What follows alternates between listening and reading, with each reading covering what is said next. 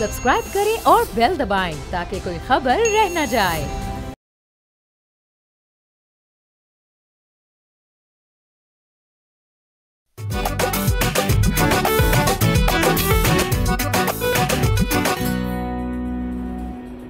अस्सलाम वालेकुम, बोलो जनाब में बहुत बहुत खुश आमदीद। मैं हूं असद निज़ामी, मेरे साथ हैं अली आफ्ताब। सर क्या हाल है? सर मैं कहता हूँ आतिशी गुलाबी जो आपने टाई लगा ली है, आज का शो फड़कता हुआ होना चाहिए। सर बिल्कुल फड़कता हुआ होएगा सर। असल में मैं तो सर फ्राइडेज़ को रेड टाई पहन लेता हूँ, सैटरडे को कभी कभार पहन, संडे को नहीं पहनता। सर मैं एक कभी कभार ऐसे शो पे आना चाहता हूँ, हमारे अपने शो पे मैं इस चीज़ से आना चाहता हूँ कि हम बैठ के ना किसी फिल्म को डिस्कस करें, हम कोई आर्ट के बारे में बात करें, आप और मैं बैठ के हम स्पोर्ट्स के बारे में, जो क्रिकेट ना हो उसके बारे में बात करें। लेकिन सर ये हो नहीं सकता इधर इस मुल्क में।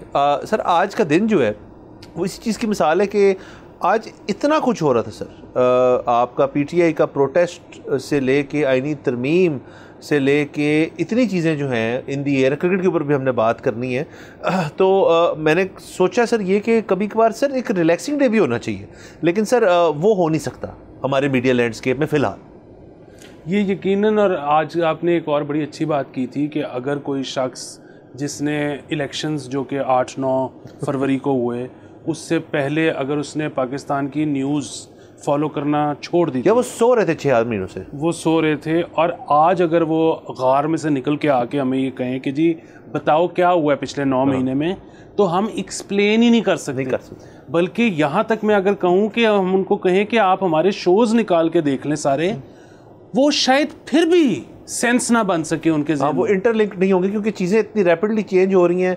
और सर क्योंकि लोग सर इसमें से दौर दुनिया में इस किस्म का है कि हर चीज़ का यार खुलासा जो है ना वो बयान कर दें, ताकि हम ना इन्फॉर्म्ड हों। जब हम 4-6 लोगों को मिले, नहीं बयान कर सकते। और बात फिर वही है कि हुआ भी कुछ भी नहीं। ठीक है, मतलब ये 26वीं तरमीम के ऊपर हम कोई 10 शोज़ कर चुके हैं, अभी तक फ्लोर भी नहीं हुई वो तरमीम। सर बिल्कुल सर। आज सर सेनेट का और नेशनल असेंबली का जो सेशन था वो हुए सर। सेशंस दोनों मुलतवी हो गए। सेनेट का जो है वो कल 11 बजे का टाइम दिया गया है और नेशनल असेंबली का कल 3 बजे का।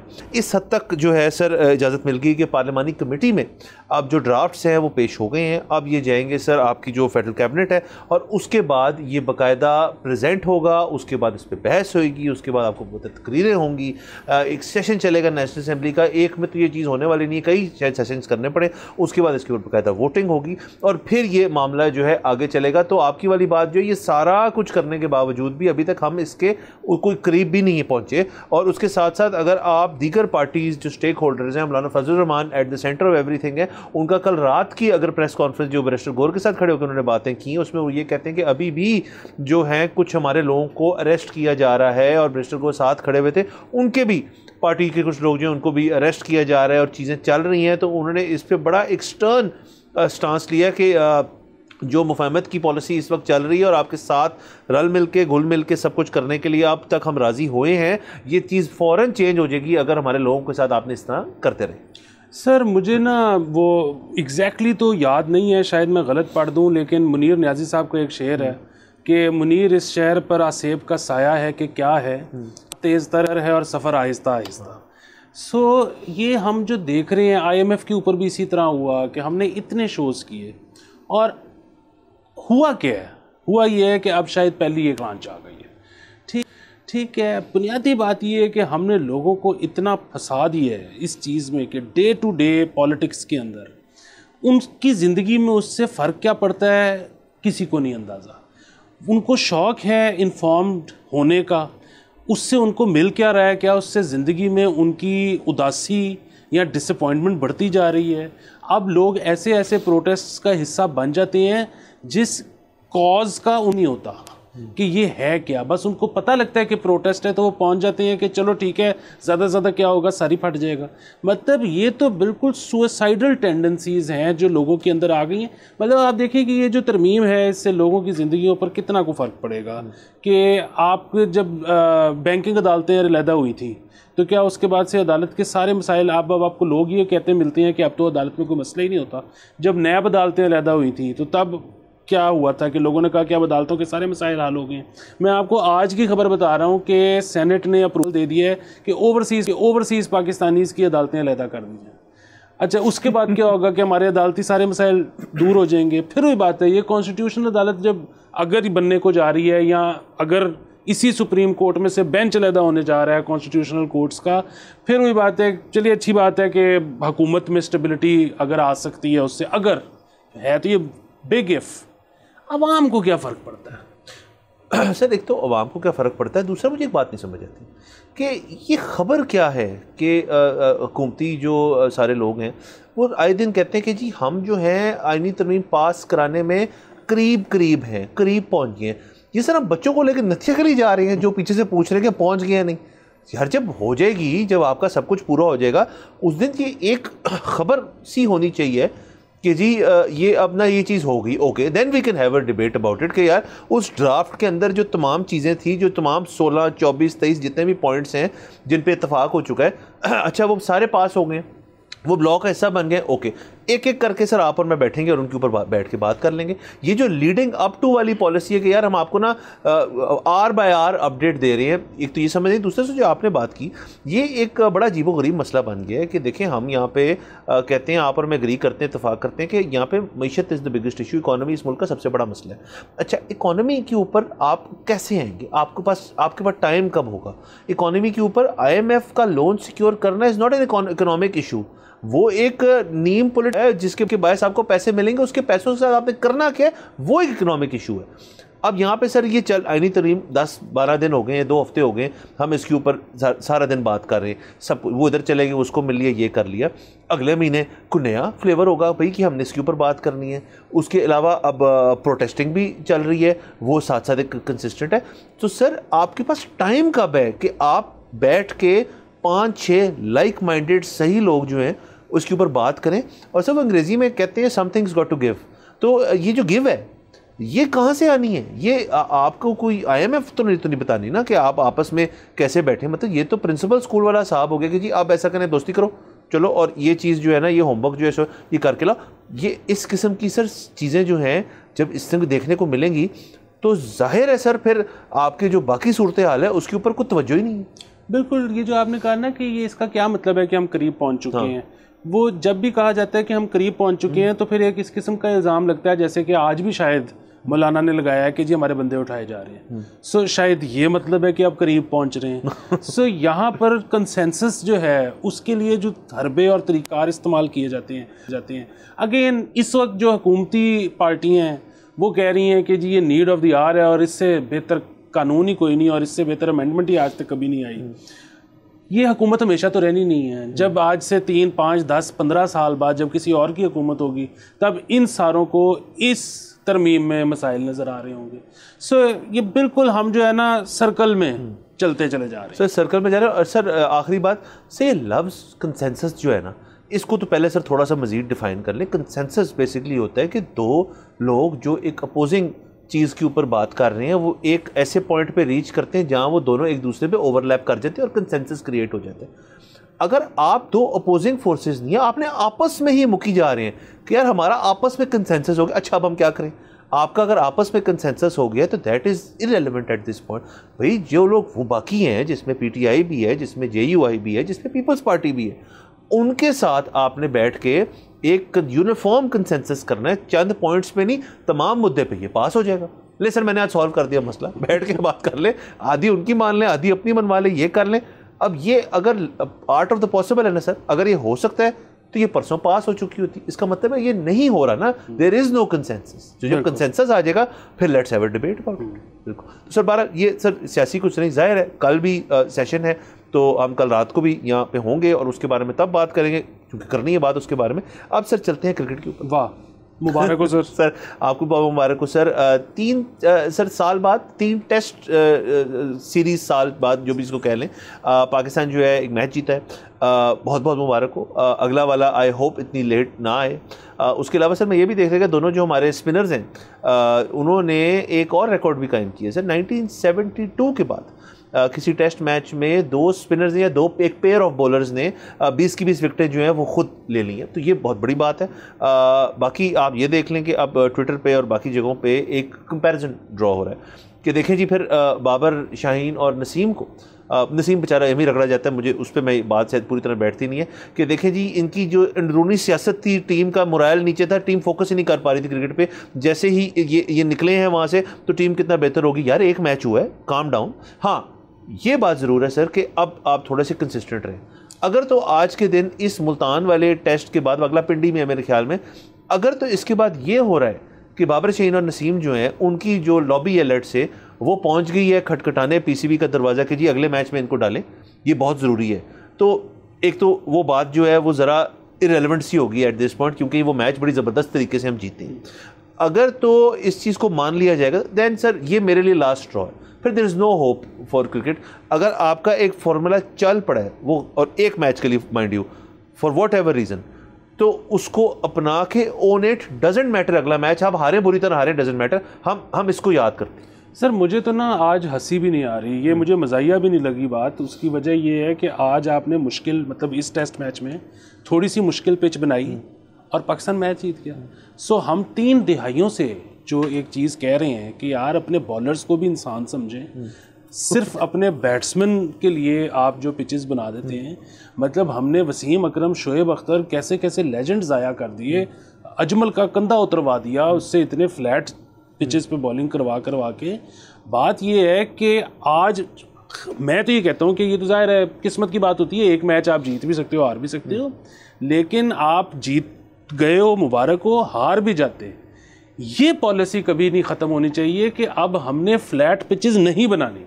सर एक तो फ्लैट पिच नहीं, सर आप देखें सर दो फुट बॉल स्पिन हो रहा था, मतलब it makes the game interesting वहाँ पे। और देखें सर मुल्तान के अंदर I am was very happy to see कि वहाँ पे क्राउड बड़ा ज़बरदस्त आया हुआ था, क्राउड सर चेयर ऑन कर रहा है बॉयज़ को, एक माहौल बना हुआ है, मतलब कितना को मुश्किल था ये अचीव करना चीज़ कि जी लास्ट डे पे इंटरेस्टिंग होगा, पाकिस्तान का एक चांस है, बड़ा अच्छा चांस है जीतने का।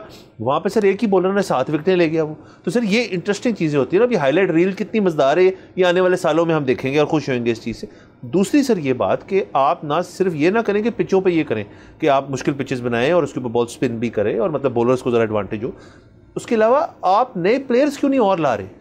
ये जो 2 हैं सर जो हमारे स्पिनर्स हैं जिन्होंने कमाल कर दी है इस मैच के अंदर, अब ये ना हो कि जी अगले मैच जी वो उनको रेस्ट भी देना है, आगे हमने कहाँ जा रहे हैं, इंग्लैंड जा रहे हैं, ऑस्ट्रेलिया जाना है, तो उनके लिए उनको तैयार करने, पता चले जब मौका आया तो जी उनको लेके नहीं जा रहे। ये हो चुकी चीज़ें, मैं इसलिए दोहरा रहा हूँ ये। सर यकीनन देखें, हम जो ऑस्ट्रेलिया जा रहे हैं ना, हमारी तो ख्वाहिश ये है कि ज़्यादा से ज़्यादा नए लड़के लेके जाएँ, और यकीनन वो सारे परफॉर्म नहीं कर पाएंगे। देखें इंटरनेशनल का प्रेशर, ऊपर से ऑस्ट्रेलिया, हो ही नहीं सकता। लेकिन आप अगर 6 लड़के लेके जाते हो और उनमें से मैं कहता हूँ सिर्फ एक भी परफॉर्म करता है, आपने एक स्टार बना दिया। वो स्टार जो है ना वो आपको फिर रिप्रेजेंट करेगा उसके बाद पूरी दुनिया में, वो पूरी दुनिया की लीग्स खेलेगा, वहाँ से ज़र मुबादला लेके पाकिस्तान में आएगा, और आप क्या करोगे, आप उसकी जगह एक नया स्टार बनाओगे। पाकिस्तानी टीम को, पाकिस्तानी क्रिकेट बोर्ड को बेसिकली एक स्टार मैन्युफैक्चरिंग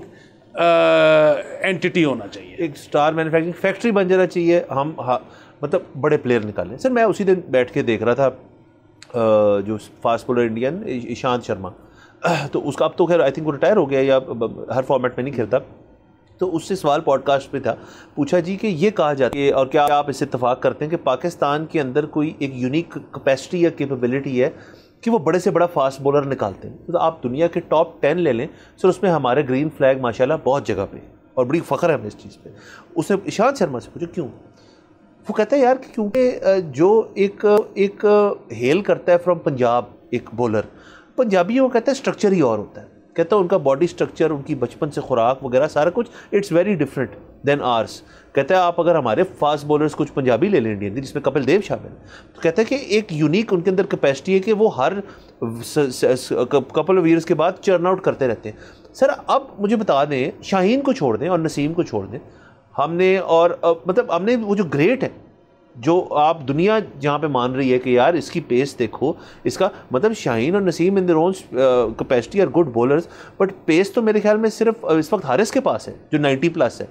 क्या 90+ की क्रिकेट ख़त्म हो रही है या 90+ के बॉलर हम कम बना रहे हैं, या पंजाब के अंदर कुछ चेंजिंग आ गई कि या ये फैक्ट्री बंद पड़ी? बिल्कुल, असल में बात ये है कि एक तो ज़ाहिर है दौर भी ऐसा होता है कि आपका कुछ ड्राई स्पेल्स भी आते हैं। ज़रूरी तो नहीं है कि ज़रखेज़ मिट्टी हर दफ़ा ही अच्छी कल्टिवेशन हो। दूसरा एक और बात ये भी है कि जो गेम है वो बहुत बैटिंग ओरिएंटेड हो गई है। सो बॉलर जो है ना वो घबराते हैं। मतलब एक बच्चा जो है वो, ये पागलपन का काम है, ये रॉक स्टार का काम है। मतलब इस मुल्क में 52 डिग्री सेंटीग्रेड होता है विच फील्स लाइक 60। सो इसमें जून जुलाई के महीने में बड़े रनअप से भाग के आके बॉलिंग करवाना, ये एक नॉन पागल आदमी कर ही नहीं सकता। सो अगेन हम जिस तरह से कहते हैं ना, बोर्ड के, हमारे बोर्ड के जो चेयरमैन होते हैं और हमारा जो बोर्ड होता है, उनसे हमारी जो डिमांड है वही गलत होती है, और वो भी जो आके करना शुरू करते हैं वही गलत होता है। वो आके पाकिस्तानी क्रिकेट को ठीक करने की कोशिश करते हैं। भाई आपका ये काम ही नहीं है, आपका काम है रेवेन्यू बढ़ाओ। जब रेवेन्यू बढ़ेगा उसका ट्रिकल डाउन इफेक्ट होगा। जब बॉलर्स को, मतलब यंग बच्चों को ये पता होगा कि यार हम बॉलर बन सकते हैं और हम पाकिस्तानी टीम में नहीं भी जाएंगे, हम सिर्फ फर्स्ट क्लास भी खेलेंगे, तो हमारा लाइफस्टाइल बिल्कुल ठीक हो जाएगा।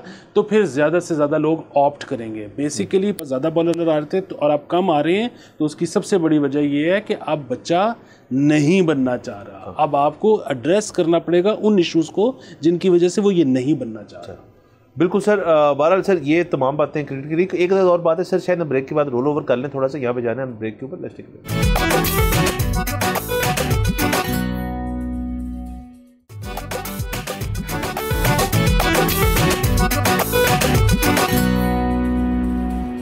Welcome back from the break. आप देख रहे हैं बोलो जनाब। सर एक दो और खबरें सर क्रिकेट के हवाले से। सर एक तो सर जो सिलेक्शन हमारी कमेटी है वो फाइनलाइज हो गई है, अब उसमें 5 मेंबर हैं।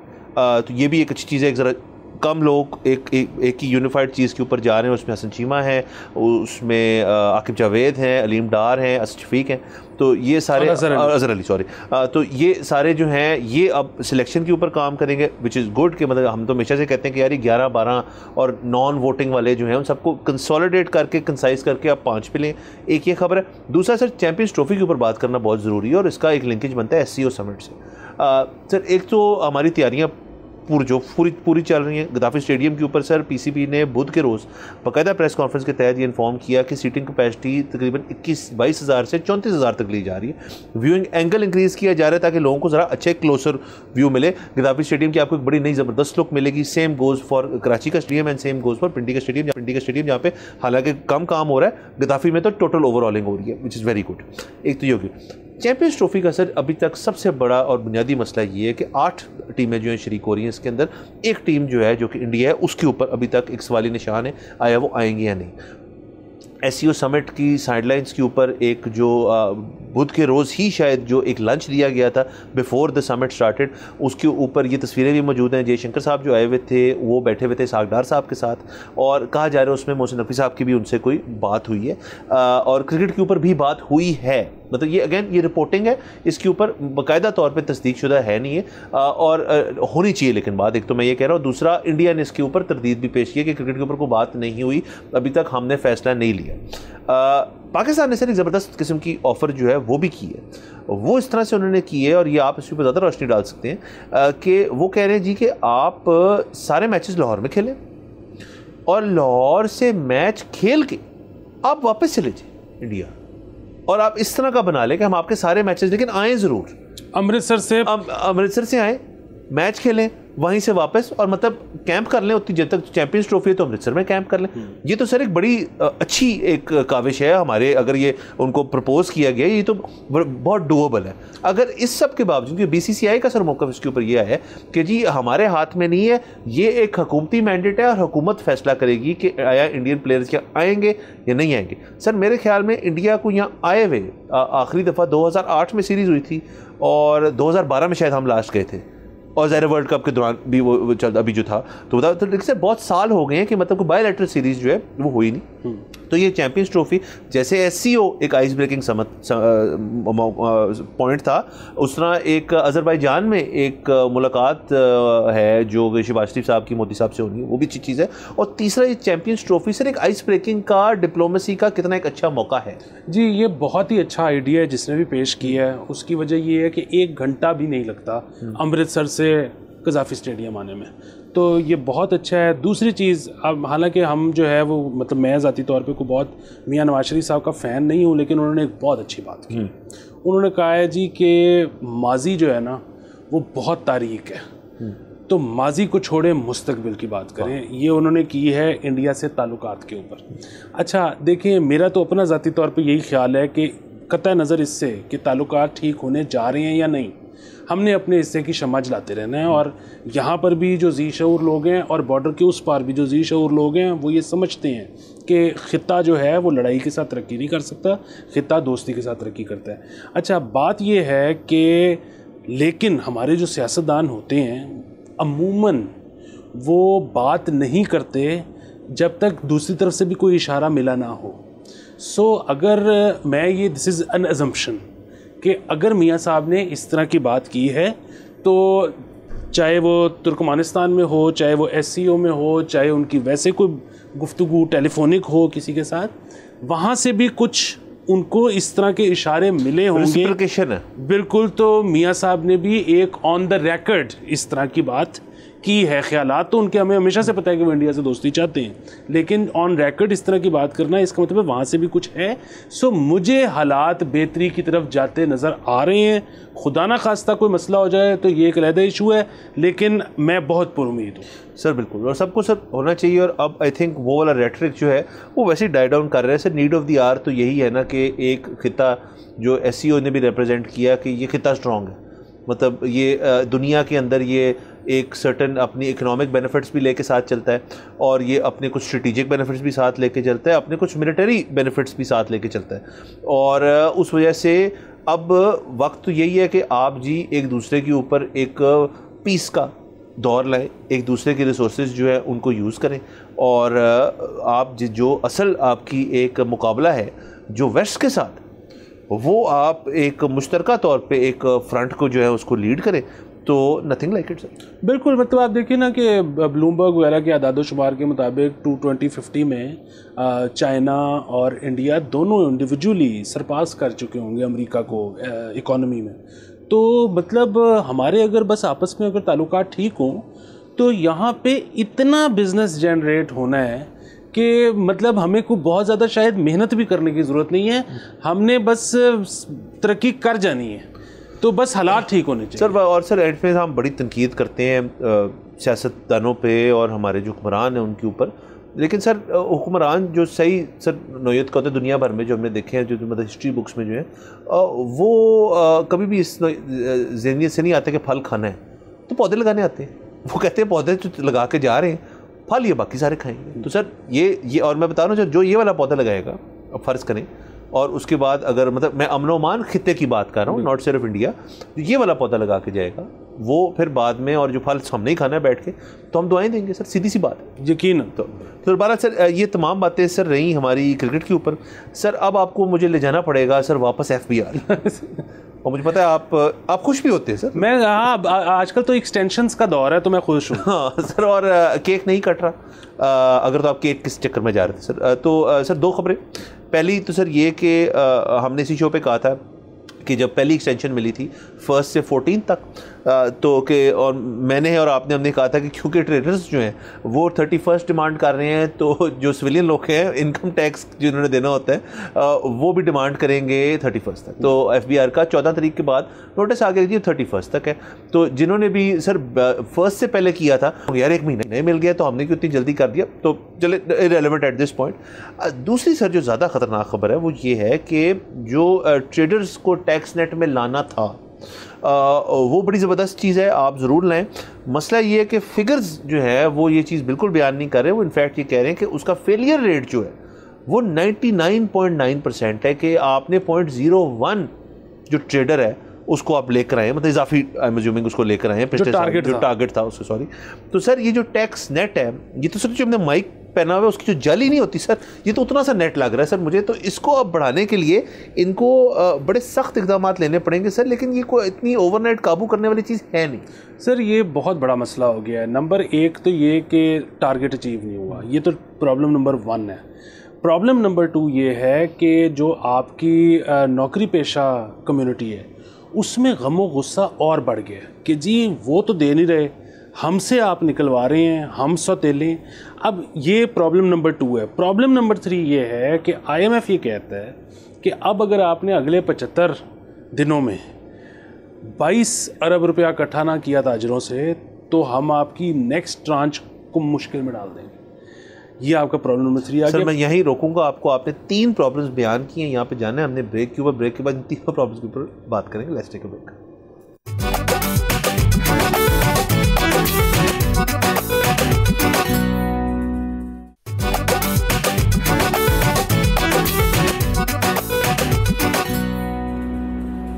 Welcome back from the break. आप देख रहे हैं बोलो जनाब।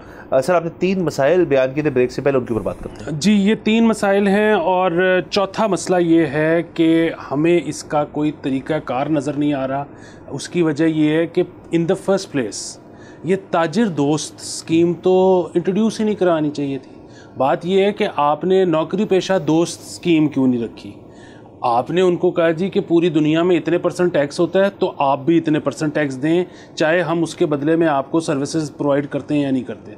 तो ताजिर के लिए आप एक फ्रेंडली जो स्कीम लेके आए हैं, जो अगेन ये टारगेट मिस होने का मतलब ये है कि उन्होंने आपकी फ्रेंडली स्कीम भी रिजेक्ट कर दी है। तो बात फिर वही है कि आप जब मुख्तलिफ कम्युनिटीज़ के साथ मुख्तलिफ किस्म का रवैया रखें तो इससे इंटरनली बहुत ज़्यादा मसाइल पैदा होंगे। सर बिल्कुल, और इसको आप इस तरह देख लें कि सर इस दफ़ा जो बजट आया उसमें सैलरीड क्लास के ऊपर तो बहुत ही ज़्यादा चीज़ें हुई और तमाम स्ट्रक्चर ही चेंज हो गया, और साथ साथ हुकूमत ने अपने लिए जो चीज़ें की वो अपनी जगह के अपने अखराजात कम करने के बजाय बढ़ा दिए। लोग पॉलिटिकली अवेयर भी हैं, लोग बजट भी फॉलो करते हैं, लोग सियासत भी फॉलो करते हैं, उनको पता है हमारे साथ इस दफ़ा क्या हुआ। तो वो वाला ख़त्म हो गया कि यार सबको इस चीज़ का अंदाज़ा नहीं, सबको अंदाज़ा है, प्रॉपर अंदाज़ा है। और साथ साथ ट्रेडर्स का सर एक देखें, ट्रेडर्स को दोस्त बनाना है अगर, तो आपको इसको अगेन काफ़ी देर लगेगी ये आई थिंक करने में कि आप एक टैक्स नेट से बाहर जो कैश के ऊपर काम कर रहे हैं, कच्ची पर्ची पे काम जो चल रहा है, उस सिस्टम के अंदर पेनिट्रेट करके उसको आप रोकेंगे कैसे? तो ये एक बहुत बड़ा मसला है। दूसरा सर, आज हम एक और बैठे हुए थे प्रोग्राम पे तो ब्लू इकोनॉमी का एक जिक्र, उस पर आपका बड़ा ज़बरदस्त पॉइंट था, वो तो दोहरा दी ऑडियंस के लिए, कि आपने कहा था कि जी हमारा एक होता है कि जो भी इकोनॉमी यहाँ पे होती है उसको हम एक ग्रे जोन में रखते हैं टैक्स नेट के बाहर, और उसके अंदर, और उसकी भी आपने वजह, वो सर एकदम प्लीज़ बता दें। जी सर, वो यही ब्लू इकोनॉमी भी मेरा ख़दशा यही था, मुझे इल्म नहीं है लेकिन ख़दशा यही था कि बात ये है कि जो ये कहा जाता है कि हम सिर्फ 0.25 कंट्रीब्यूट करते हैं दुनिया में, तो वो एक डॉक्यूमेंटेड फिगर है ना। अनडॉक्यूमेंटेड शायद हम ज़्यादा करते हैं। अच्छा, हम हर चीज़ को अनडॉक्यूमेंटेड रखना चाहते हैं। अनडॉक्यूमेंटेड रखना चाहते हैं क्योंकि उसमें फिर बहुत सारे लोगों की दिहाड़ी होती है, नंबर 1। नंबर 2 ये कि फिर जब आप उसको डॉक्यूमेंट करते हो तो फिर आपको सस्टेनेबल भी दिखाना होता है, फिर आपको दुनिया के कवानीन भी फॉलो करने पड़ते हैं, फिर आपको उस पर टैक्स भी देना पड़ता है। तो ये सारा कुछ कोई भी नहीं करना चाहता। अब बात ये है कि कब होगा? ये होगा तभी जब IMF या कोई और बाहर का मुल्क उसकी निशानदेही करेगा कि देखें जी इतनी बड़ी इंडस्ट्री है, अनटैप्ड है, आप इसको टैप करें और आप इसको डॉक्यूमेंट करें। अच्छा, इसी तरह यहाँ पर भी जो है वो लोग मतलब अभी भी वही हो रहा है कि IMF का प्रेशर है, और 3 मसले मैंने आपको गिनवा दिए थे, चौथा उसमें वो ऐड कर लें कि अगर हम नहीं कर सकेंगे तो हमारा एक मिनी बजट आया खड़ा है।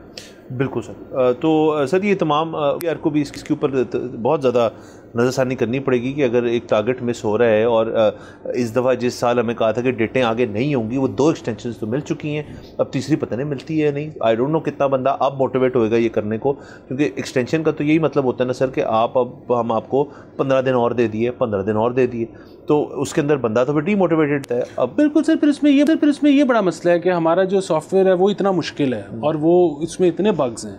मतलब यहाँ पे अक्सर हम बात करते हैं कि जी अच्छा आपने एक दफ़ा टाइम पे जमा करवा लें, अगर कुछ आगे पीछे होगा या आपकी कम होंगी रसीदें जिस वक्त आपने टैक्स फाइल किया था, 2 महीने तक आप रिवीजन कर सकते हो। रिवीजन भी होती है। देखें वो रिवीजन इतनी मुश्किल है, मैं आपको बताता हूँ, मैं उसमें से अभी गुजरा हूँ। वो ये है कि आपने एक रिवीजन करनी थी, पहले आप पूरा एक डॉक्यूमेंट लिखते हो कि वो मैंने क्यों की। अच्छा, उसके बाद आप एक नया रिवीजन के लिए आप एक नया आपने खोल लिया वो टैब।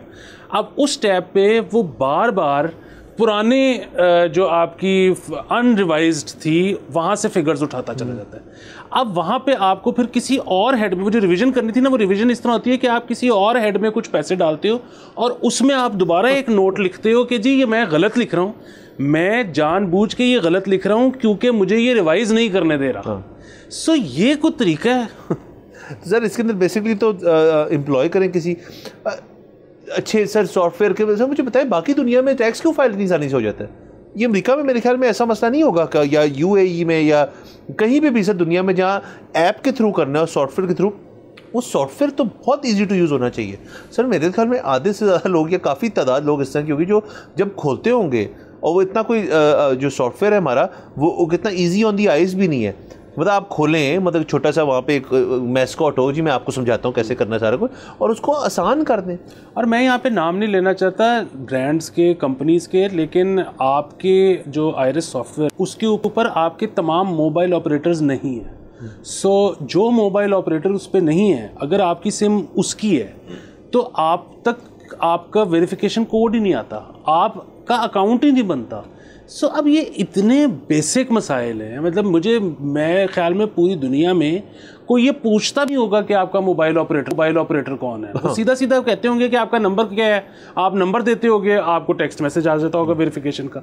यहाँ पे अगर आप इसको आसान नहीं करेंगे, मतलब मुझे समझ नहीं आती कि हुकूमत का टारगेट ये है कि जी एक जो परचून वाला है, करियाने की दुकान वाला है, 3 बाय 3 फुट वाली, वो भी फाइलर बने।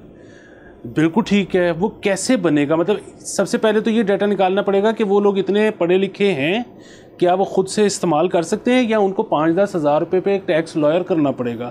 अच्छा 5-10 हज़ार रुपया अफोर्ड करते हैं वो, या फिर अगर आप इतना आसान बना दो और वो बग फ्री कर दो, हो सकता है फिर वो खुद से कर सकते हैं। सर बिल्कुल हो सकता है। देखें टेक्नोलॉजी का दौर है। देखें सर यहाँ पे अगर एक जगह से दूसरी जगह जाने के लिए लोकेशन एक बंदा लगा रहा है गूगल मैप्स पे और उसको फॉलो करके पहुँच रहा है, तो फिर ये भी उतना ही आसान चाहिए। ये आपको लेवल ऑफ आपकी एक्सपर्टीज़ यही है ना।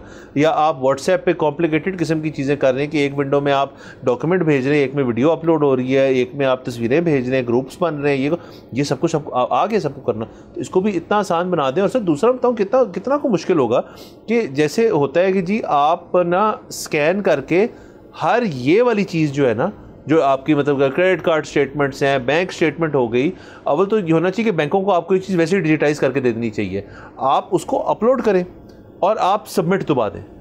ये सर उस ऐप का या उस सॉफ्टवेयर का या बैक एंड पे किसी का, हुकूमत के बंदे का, अगर आपने मोटिवेट करना है, काम होना चाहिए कि यार ये सारे कंसोलिडेट करके अपलोड कर दें। आपने बेसिकली से ज़्यादा करना भी नहीं, आपने इसको लेस कॉम्प्लिकेट करके आपने इसको बेसिकली बनाना है एक ड्रॉप बॉक्स कि जी मेरा ये तमाम फोल्डर है, इसमें हर वो चीज़ जो आपने चेकलिस्ट में की मैंने पूरी करके मैंने पहली तारीख से पहले 25 तारीख को आपकी उसमें डाल दी और मैंने सबमिट दबा दिए और मुझे एक ट्रैकिंग नंबर मिल गया। जैसे बहुत चीज़ें होती हैं, अब उस ट्रैकिंग नंबर से आप ट्रैक करें कि यार मेरी एप्लीकेशन वो 1 महीने बाद हो, 2 महीने बाद हो, आपने अपना पूरा करके सिस्टम आप फाइलर ये भी कर लें। ये कितना आसान है, तो हो कुछ भी सकता है। पर सर आगे चलते हैं। सर आखिरी एक खबर, हमारे वक्त का मैं जल्दी से कर लेते हैं। तो सर मेन स्ट्रीम और स्पॉटलाइट को छोड़ नहीं रहे चाहत अली खान साहब। उन्होंने इंडियन जो एक आर्टिस्ट है करण आहूजा, उनका तौबा तौबा जो गाना है उसकी एक रेंडिशन पेश की है और उस पर करण साहब का भी एक रद्दअमल आया है जिसपे शायद वो कह रहे हैं कि यार ना ही करते तो ठीक था, इस किस्म की कोई बात थी। मतलब उन्होंने नाराज़गी से कोई बात नहीं की बस। और वो गाना सर बस वो मतलब गाना तो है नहीं, वो मतलब वो खड़े होकर बस एक गिटार के साथ बोल रहे हैं। देखिए लोग जो है ना कई दफ़ा बड़ी सख्त बात कर देते हैं चाहत साहब को लेके, मेरे ख्याल में तो ऐसा नहीं करना चाहिए। देखिए आर्ट जो होता है ये कोई फैसला तो हो नहीं सका कि कौन सा आर्ट ठीक है और कौन सा गलत है। आर्ट करता क्या है, आर्ट आपका कोई किसी एक जज्बे को उभार देता है। सो अगर आपको चाहत साहब को सुन के हंसी आ रही है या गुस्सा आ रहा है तो इसका मतलब है कि आर्ट इमोशनल रिस्पॉन्स आ रहा है। हाँ, तो बाकी ये है कि आई एम होपिंग कि करण आहूजा साहब जो हैं वो कोई कॉपीराइट का केस नहीं डालेंगे, क्योंकि आपको याद होगा कि जब चाहत साहब ने गाया था अखलड़ी बदोबदी, तो यहाँ पर पाकिस्तानी जिस कंपनी के पास भी वो था या फिल्म के पास जिसके राइट्स थे, उन्होंने उसको कॉपीराइट क्लेम डाल दिया था। करण साहब उम्मीद है ऐसा नहीं करेंगे। वैसे भी वो गाना कोई बहुत ज़्यादा ओरिजिनल नहीं है, जो तौबा तौबा करण साहब का भी है, उसकी भी जो रिफ है और तकरीबन जो वोकल मेलोडी है वो भी एक वेस्टर्न पुराने गाने की है। सर बस हमारे खिते में ये सब कॉन्टिनेंट में ये एक रिवाज रहा है कि हमने वेस्ट की धुनें शुन्ने जो हैं वो अपने सॉन्ग्स पे, मतलब अब लोग अगर नहीं मानना चाहते वो अलग बात है, बट मैं एक of the top of my head example देता हूँ। जैसे वाइटल साइंस का एक गाना है समझाना, वो है उसकी बिल्कुल आप सुनेंगे तो रेड रेड वाइन एक गाना है, धुन उसकी बिल्कुल सेम है। अब वाइटल साइंस का गाना वो बेहतरीन गाना है, वो बहुत अच्छा गाना है, हमने अपना बचपन काटा है वो गाने सुनते हुए, हमने कभी उसकी टेंशन नहीं ली, मुझे आज भी टेंशन नहीं ले रहा। भैया आप किसी से अगर इंस्पायर हो गए, आपको उनका काम पसंद आए और उसको आप इमिटेट करें, हाँ ब्लेटेंटली उसको आप सारे का सारा विद लिरिक्स ट्रांसलेट करके अगर आप चला देंगे वो गलत बात है। आप उसके अंदर आपने खुद अपनी थोड़ी क्रिएटिविटी डाली है, थोड़ी मेहनत डाली है, वो लिरिकली हो जाए या धुन से हो जाए, तो उसको फिर आपको रहने देना चाहिए। ये मेरा ज़ाती ख्याल है, बट ऑब्वियसली कोई आर्टिस्ट हुआ बंदा मैं तो हूँ नहीं, तो कोई होगा तो वो ज़ाहिर मुझसे डिसएग्री भी कर सकता है। मेरा ये ख्याल है कि अगर कोई क्रेडिट दे दे तो फिर तो उसको इजाज़त होनी चाहिए, अगर कोई क्रेडिट ना दे वो थोड़ी सी ज़्यादती है। जहाँ तक बात है धुन की, चाहत फ़तेह अली खान साहब का ये तो कमाल है ना कि वो जब कवर भी करते हैं तो धुन बदल जाती है। बदल जाती है सर, क्योंकि ये गाया तो उन्होंने कहा है ये गाना। तो बाकी सर म्यूज़िक इंडस्ट्री जो है अगेन उसके ऊपर हमने ये देखा है इन द पास्ट भी और आजकल के दौर में भी कि पाकिस्तान के अंदर एक डेफिनेटली एक टैलेंट पूल जो है बड़ा वास्ट है और ओरिजिनल चीज़ें जो हैं यहाँ पे हो रही हैं, बट सिर्फ ये है सर कि उसको एक्सट्रैक्ट करके हमने कहीं पहुँचाना है, चाहत फ़तेह अली खान तक ना रहने दें। आपके अंदर मेरे ख्याल में अभी भी बहुत सारा दम है जो निकल नहीं रहा। देखें बात ये है कि फाइनली पाकिस्तान को अप्रिशिएट करना शुरू कर दिया दुनिया ने। अब इस वक्त इस साल कितने गाने हैं जो कि कंसिडर किए जा रहे हैं फॉर ग्रैमी, तो ये स्मॉल स्टेप्स इसी तरह पाकिस्तान मैप पे आएगा। और ये तमाम लोग सुन लें कि टेक्नोलॉजी बनाना वो एक दिन का काम नहीं है, वो बहुत मुश्किल काम है, उसमें बड़ा टाइम लगेगा। इंशाल्लाह हम वो भी करेंगे। एग्रीकल्चर को फ़रोग़ देना इंशाल्लाह हम वो भी करेंगे। ये सब वो काम है जो हम करेंगे, लेकिन टाइम लगेगा। आर्ट वो चीज़ है जिसमें सबसे कम टाइम में आप दुनिया में अपना मार्क बना सकते हो, बड़ा काम कर सकते हो, पैसे कमा सकते हो, विजिबिलिटी लेके आ सकते हो। बिल्कुल। बहरहाल वी होप कि आपको हमारी सारी बातें सुन के आज थोड़ा इंस्पायर भी होंगे। हम तो जब हर वक्त बहुत लोगों से इंस्पायर्ड होते हैं, कोशिश करते हैं आप तक वही मैसेज पहुँचाए। आज के लिए इजाज़त दीजिए, कल आपसे इंशाल्लाह फिर मुलाकात होगी। खुदा हाफ़िज़।